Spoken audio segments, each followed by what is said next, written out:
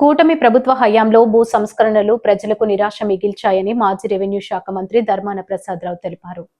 శనివారం శ్రీకాకుళం జిల్లా కేంద్రంలో జరిగిన సమావేశంలో ఆయన మాట్లాడుతూ, జగన్ ప్రభుత్వ హయాంలో రైతులకు మేలు చేసే విధంగా భూ సంస్కరణలు చేపట్టామని, ఆ నిర్ణయం వల్ల ఎంతో మంది రైతులు ఉపాధి పొందారని, వారి కుటుంబాలు అభివృద్ధి చెందాయని గుర్తు చేశారు. మొన్న జగన్మోహన్ రెడ్డి గారు 19లో అధికారంలోకి వచ్చేంత వరకు మరెవరు ఏ సంస్కరణ తీసుకురాలే. అంటే బీదవాళ్ళ ప్రయోజనాల కోసం భూమికి సంబంధించినటువంటి సంస్కరణ ఏది తేకపోగా భూమికి సంబంధించినటువంటి ఇతర సమస్యలు కోకొల్లలుగా మిగిలిపోయినాయి. ఉదాహరణకు ఎవరి భూమి ఏదో గుర్తించలేనటువంటి పరిస్థితి, ఆ వివాదం కోర్టుల్లో సంవత్సరాల తరబడి నడుస్తూ ఉండడం, తద్వారా ఈనాడున్నటువంటి వ్యవస్థలో ధనవంతుడికి మాత్రమే సరి అయినటువంటి న్యాయం లభించేటువంటి పద్ధతులు నెలకొన్న నేపథ్యంలో కోర్టుల్లో దశాబ్దాల తరబడి వివాదాలని పరిష్కరించుకోలేక విసిగిపోయి పెట్టుబడి పెట్టలేక కారుచౌకగా భూములు అమ్మేసేటువంటి పరిస్థితి మన రాష్ట్రంలో కూడా నెలకొంది. అనేకమైనటువంటి భూములు ఎవరివో తెలియనటువంటి పరిస్థితి. ఉదాహరణకు చుక్కల భూములు. ఏమిటి చుక్కల భూములు? బ్రిటిషర్సు 100 సంవత్సరాల క్రితము ఈ రాష్ట్రంలో సర్వే నిర్వహించినప్పుడు ఆనాడు భూమి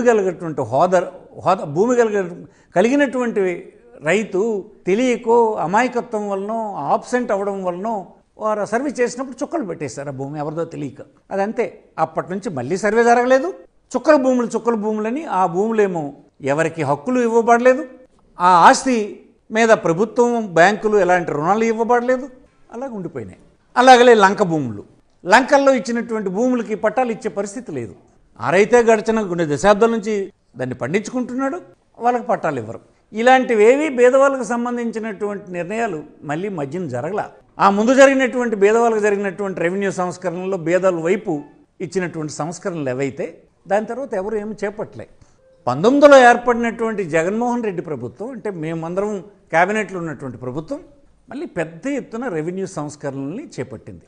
ఆ చుక్కల భూముల్ని 2019 వరకు నుంచి 12 సంవత్సరాలు అంతకుముందు ఆ భూమి పైన ఉన్నటువంటి రైతులకి పట్టాలిచ్చే కార్యక్రమం చేశాం. ఇది ఒక గొప్ప నిర్ణయం. 100 సంవత్సరాలు పరిష్కరించబడినటువంటి సమస్య జగన్మోహన్ రెడ్డి నిర్ణయం వల్ల జరిగింది. అది ఎవరికి నష్టం? దీనివల్ల ఆ ఆస్తిని బ్యాంకుల్లో కుదురుపెట్టడానికి అవకాశం వచ్చింది, పెట్టుబడి వచ్చింది. ఆ పెట్టుబడి మార్కెట్లో మళ్ళీ పెట్టుబడి పెట్టడానికి అవకాశం వచ్చింది. తద్వారా ప్రభుత్వానికి ఆదాయం వచ్చింది, కొంతమందికి ఉపాధి లభించింది. ఈనాడు ప్రభుత్వం అందిస్తున్న సహాయం వాళ్ళకి అంతూ ఉంది. ఏమిటట ఈనాడు ఉన్నటువంటి ప్రభుత్వానికి అభ్యంతరం?